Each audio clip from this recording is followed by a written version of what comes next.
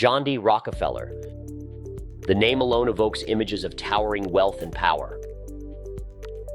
Born into modest circumstances, by the end of his life, he controlled more wealth than any other person in American history. Adjusted for inflation, Rockefeller's fortune would be valued at over $400 billion today. But how did he do it? And what made him different from the rest?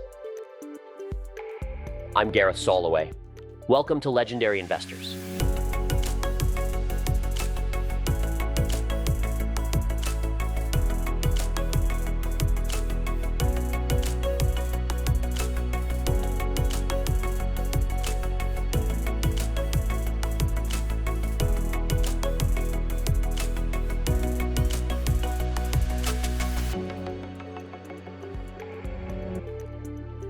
Born in 1839, Rockefeller wasn't exactly born with a silver spoon in his mouth. His father, infamously known as a snake oil salesman, didn't provide much of a steady income. But young John was meticulous, keeping track of every penny he earned. At just 16, he landed his first job as a bookkeeper. It was here, in the ledgers and numbers, that Rockefeller first saw the potential of finance and business. At 20, Rockefeller started his own produce commission business, but even then he knew there was something bigger waiting for him. It came in 1859 with the discovery of oil in Pennsylvania, a discovery that would ignite a revolution. In 1863, Rockefeller saw an opportunity that others missed.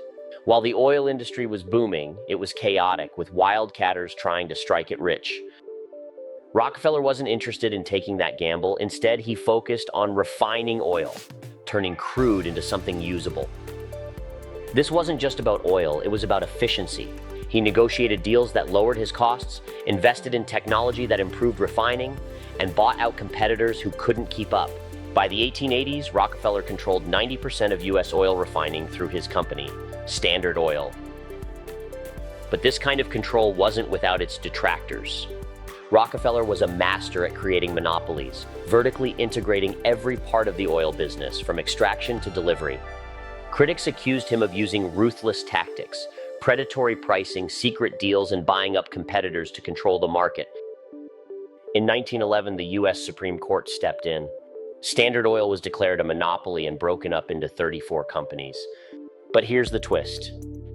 Rockefeller's wealth didn't diminish. If anything, it grew.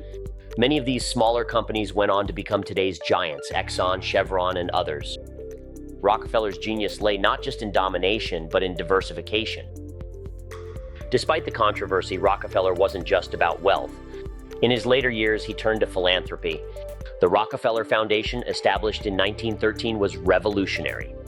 Focused on public health, scientific research, and education, it helped fund the creation of vaccines, established universities, and even founded the University of Chicago.